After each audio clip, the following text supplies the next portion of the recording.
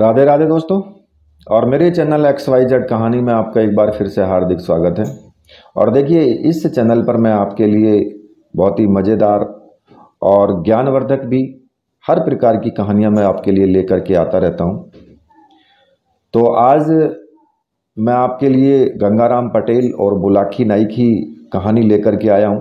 और इस कहानी में भी बहुत मज़ेदार चीज़ें हैं। आप इस कहानी को पूरी सुनना। और ये इस प्रकार की जो कहानियां हैं मैं एक एक करके सभी इस चैनल पर डालता जाऊंगा, तो आप इस कहानी का श्रवण करें। तो देखिए, गंगाराम पटेल और बुलाकी नाई जब प्रातः काल के 4 बजे के करीब मुर्गे ने अपनी आवाज़ दी, तो जिसे सुनकर के गंगाराम पटेल और बुलाकी नाई दोनों उठ करके बैठ गए और उन्होंने शौच आदि नित्य कर्म किया। कुछ नाश्ता करके अपना सब जो सामान था उसको लेकर के और भावनगर से आगे की तरफ चल दिए, क्योंकि इससे पहले जो मैंने कहानी सुनाई थी वो भावनगर की थी। तो मार्ग के किनारे के जो दृश्य थे उनको देखते हुए वो घोड़े पर जल्दी जल्दी जा रहे थे, क्योंकि अब तो उन्हें अपने घर पहुंचने की भी फिक्र थी। जहां प्यास लगती थी वहां पर वो कुएं से जल खींच करके पानी पी लिया करते थे। आज तो उन्होंने मार्ग में कहीं विश्राम भी नहीं किया और वो बीकानेर होते हुए सुरेंद्रनगर आए और वहां से के मार्ग से अहमदाबाद की तरफ जो जाता है और जो दूसरा मेहसाना की तरफ जाता है, तो अहमदाबाद का मार्ग छोड़ करके वो मेहसाना की तरफ चले गए। चलते चलते सायंकाल हो गई और वो मेहसाना में आ गए। तो नगर के किनारे ही एक संत जी का आश्रम था, बहुत सुंदर आश्रम था। तो गंगाराम पटेल ने वहाँ के महात्माओं से अपने ठहरने का विचार प्रकट किया कि भाई हम रात भर यहाँ रुकना चाहते हैं। तो उन्होंने ठहरने की आज्ञा दे दी। अब पटेल जी और बुलाकी नाई ने देखा कि आश्रम पर तो अनेक संत महात्मा ठहरे हुए हैं।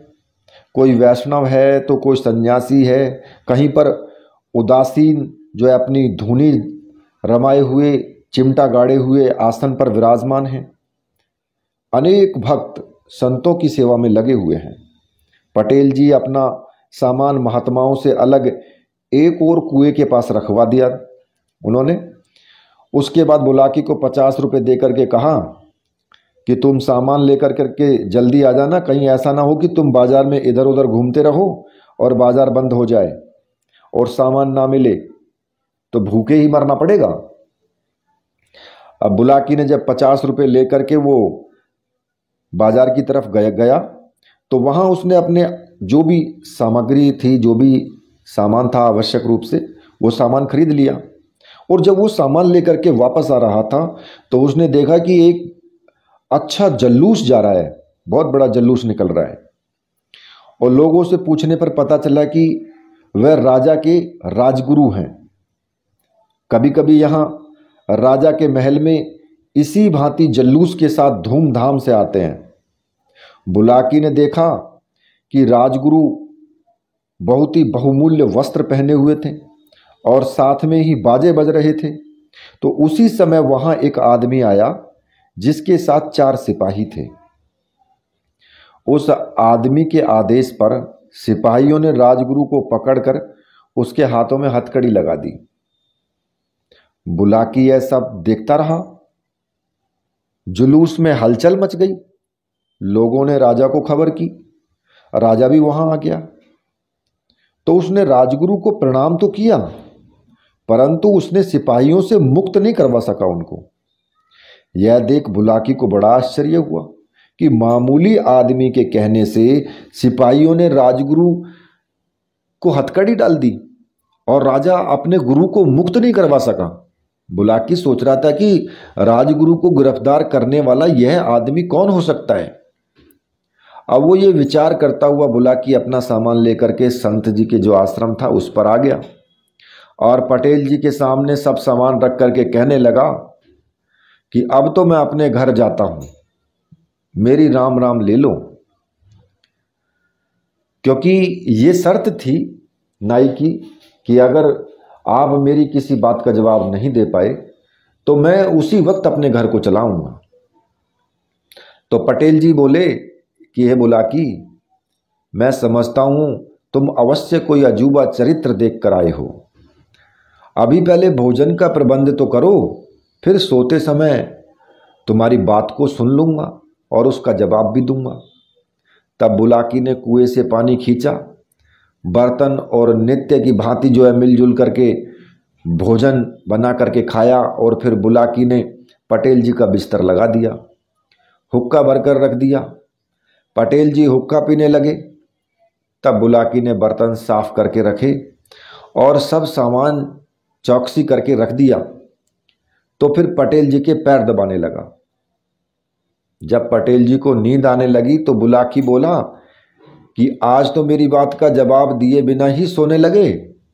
अब इतनी सुनकर पटेल जी कहने लगे, मैं थक गया था इसलिए नींद आने लगी, मुझे तुम्हारी बात का ध्यान नहीं रहा था। खैर, अब जल्दी बताओ जो तुमने आज क्या देखा। तब बुलाकी ने बाजार में जलूस देखने और उसके बाद राजगुरु की गिरफ्तारी की बात बताई और अंत में बोला कि हे पटेल जी, मुझे यह आश्चर्य है कि राजा की तो शक्ति सबसे बड़ी होती है, राजगुरु राजा के भी पूज्य हैं, तो ऐसा क्या कारण है कि राजगुरु को एक मामूली आदमी ने गिरफ्तार करा दिया और राजा यह सब देखता रहा। बुलाकी दास नाई की बात सुनकर गंगाराम पटेल बोले कि हे बुलाकी, तुम नित्य की भांति हुंकारा देते जाना, तभी मैं तुम्हें अपनी बात को सुना पाऊंगा।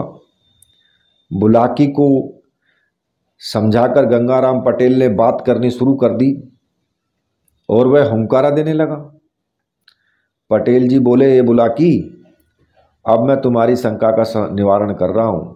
सुनो, एक नगर में एक पुरुष अपनी पत्नी के साथ रहता था और वह अपनी पत्नी उस परिवार में केवल दोनों वही लोग थे, पति और पत्नी।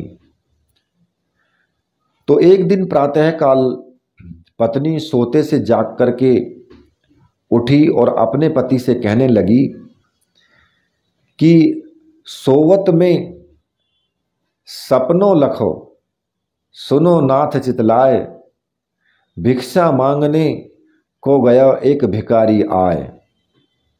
भिक्षुक को जब मैं गई उठकर भिक्षा देन, उंगली बासे छू गई, हृदय भई बेचैन। मेरे पतिव्रत धर्म पर आए गई है आँच, उंगली मेरी काट दो, तुम्हें बताऊं साँच। उसने कहा कि मुझे सपना आया है रात में कि एक भिखारी आया है द्वार पर भिक्षा लेने के लिए, और जैसे ही मैं उसको भिक्षा देने के लिए गई तो उसके हाथ से मेरी उंगली छू गई, तो मेरा पतिव्रत धर्म नष्ट हो गया। आप एक काम करो, मेरी उस उंगली को काट दो। अब अपनी पत्नी की बात सुन करके उसका पति बोला कि भीख भिखारी को दई सपने में सुकुमारी, उंगली बात से छू गई तो को भय बिगारी।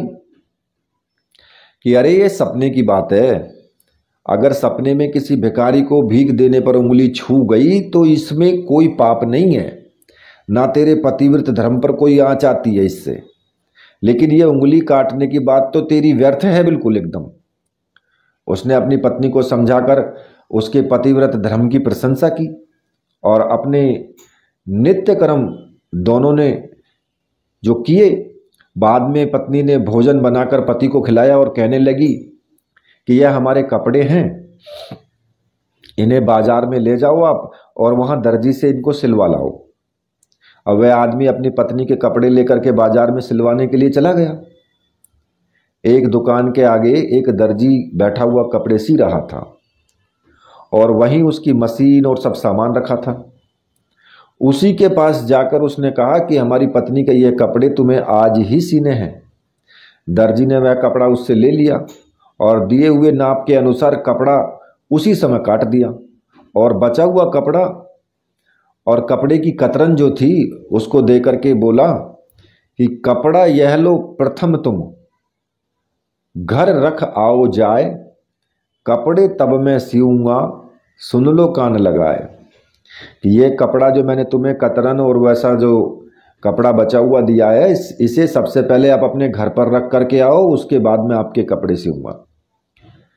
यहां ईमानदारी का काम है, मैं किसी की कतरन भी अपने यहां नहीं रहने देता, वो दर्जी बोला। अब इतनी बात जब दर्जी की सुन करके वो आदमी कहने लगा कि कपड़े तुम सी दो मेरे, सुनो लगाकर कान, कतरन रखने से कोई कहे न तुम्हें बेईमान। भाई कहने लगा कि कपड़े की कतरन रखने से तुम्हें कोई बेईमान थोड़ी कहने वाला है, तुम कपड़े सी दो। लेकिन दर्जी बोला कि भाई मेरा एक यहाँ नियम है, और वो मैंने अपना नियम बना रखा है कि मैं अपने यहाँ पर किसी की भी कतरन या बचा हुआ कपड़ा नहीं रखता, पहले उसे अपने घर ले जा करके रखो, तभी मैं आपके कपड़े सिलूंगा। अब बहुत समझाने पर भी दर्जी नहीं माना, तो वह आदमी कतरन ले करके अपने घर की ओर चल दिया बेचारा, और मन में विचार करने लगा कि यह दर्जी तो मेरी पत्नी से भी अधिक धर्मात्मा है, देखो यह तो कतरन भी नहीं रखता। ऐसा विचार उसने अपने मन में किया कि जब वह घर लौटकर अपने घर आया तो उसने देखा कि उसकी पत्नी घर पर नहीं है। वह घर की नगदी और कपड़े और जेवर लेकर के वो कहीं चली गई। बक्सों के ताले खुले पड़े हैं। यह देख करके वो आश्चर्य में पड़ गया। उसने सोचा कि मेरी पत्नी का पति धर्म की अधिक बात बनाने का ये तो बहुत बड़ा ढोंग था। और वो सवेरे ही कह रहे थे कि सपने में भिखारी को भीख देने पर मेरी उंगली छू गई, तो ये मेरी उंगली अपवित्र हो गई है, इसे काट दो। मैं समझा कि ये तो बहुत पतिव्रता स्त्री है, परंतु ये तो सब कपड़े जेवर नकद रुपए सब लेकर के भाग गई। दर्जी उससे भी अधिक ईमानदार बन रहा था कि वो अपने पास में एक कतरन भी नहीं रखना चाहता है। जब मेरी पत्नी इतनी धर्म की बात करने वाली हो करके और वो भाग गई, तो मुझे ऐसा लगता है कि इतना ईमानदार वह दर्जी भी वहां नहीं होगा, वो दर्जी भी भाग गया होगा। अब ऐसा विचार करके बाजार को वो जल्दी जल्दी वापस आया, और वहां आकर क्या देखता है कि वहां ना तो दर्जी है और ना उसकी मशीन है और ना कोई वहां कपड़ा है। दर्जी भी भाग गया वहां से। अब तो वह अपने मन में विचार करने लगा कि यह दुनिया भी कितनी अजीब है। मैंने जहां जहां अत्यधिक सच्चाई देखी, वहां पर अधिक बेईमानी और बुराई ही मिली मुझे। मेरी पत्नी पतिव्रत होने का इतना पाखंड दिखाती थी और वह भाग गई। दर्जी इतना ईमानदार बन रहा था कि वह किसी की कतरन भी रखना मंजूर नहीं था उसको, और वह भी कपड़ा लेकर के भाग गया। खैर हुआ सो हुआ, पर अब इतना ज्ञान अवश्य हो गया कि अब मैं किसी भी आडंबर वाले व्यक्ति पर विश्वास नहीं करूंगा। जो अधिक दिखावे की बात करते हैं वही अधिक बेईमान हैं। यह विचार करता वह अपने घर चला आया।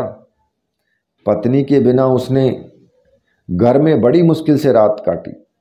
सवेरे उठकर उसने सोचा कि अब यहाँ रहना ठीक नहीं है।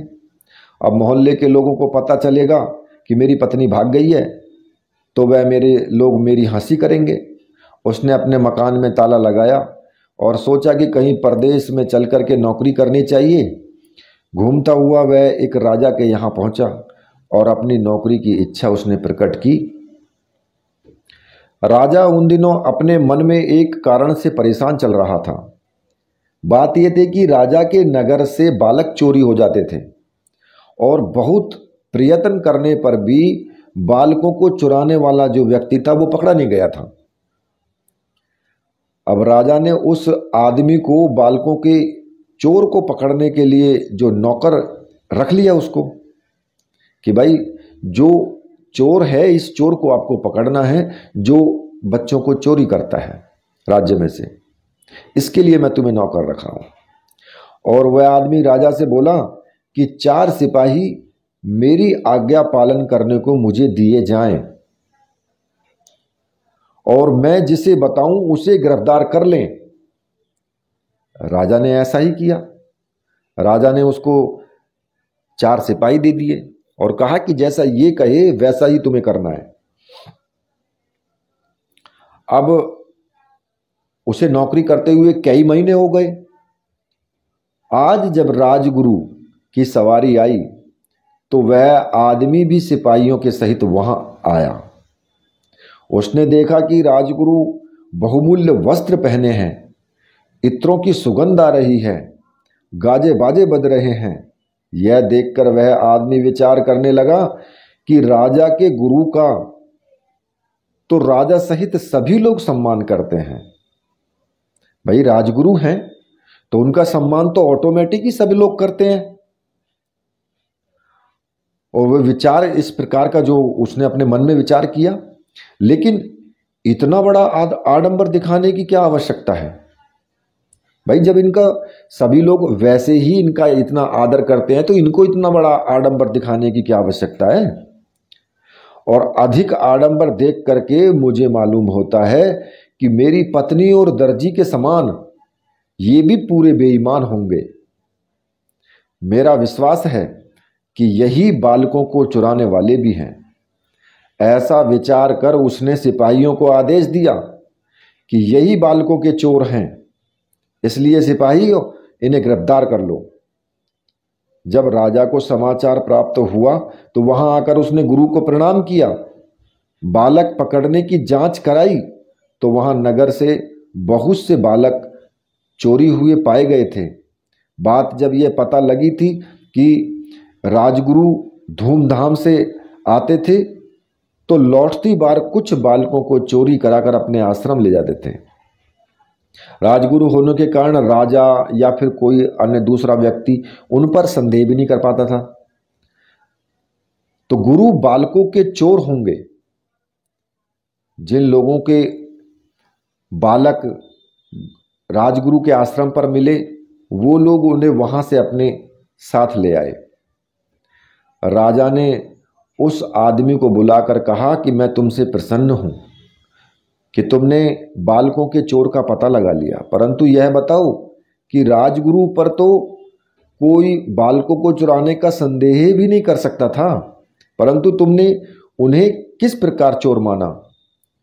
तब वह आदमी कहने लगा कि आज की दुनिया में मेरा अनुभव है कि जिसका अधिक आडंबर देखो उसी को अधिक बेईमान समझो। उसके बाद राजा को उसने अपनी पूरी आपबीती घटनाओं को सुनाया, जिसे सुनकर राजा ने उसे बहुत सम्मान दिया। तो गंगाराम पटेल जी बोले कि हे बुलाकी, तुम यही घटना देख करके आए हो क्या आज?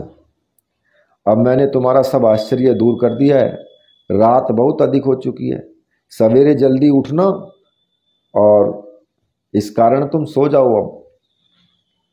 तो देखिए इस कहानी से सीख भी मिलती है कि जितना बड़ा आडंबर होगा उतना ही बड़ा वो चोर होगा। ये सच है, जीवन की सच्चाई भी है। तो देखिए ये कहानी जिन लोगों को पसंद आई है वो कहानी को, इस वीडियो को लाइक करें और वीडियो को शेयर भी करें। साथ ही चैनल को भी सब्सक्राइब करें और साथ में ही बेल के बटन को भी प्रेस कर लें, ताकि जो भी मैं नई कहानी आपके लिए डालूं तो उसका नोटिफिकेशन आपको मिल जाए। क्योंकि अगर आप बेल का बटन प्रेस नहीं करोगे तो आपको नोटिफिकेशन नहीं मिल पाता है उसका। ठीक है, तो ये कहानी समाप्त हुई और इसी के साथ राधे राधे।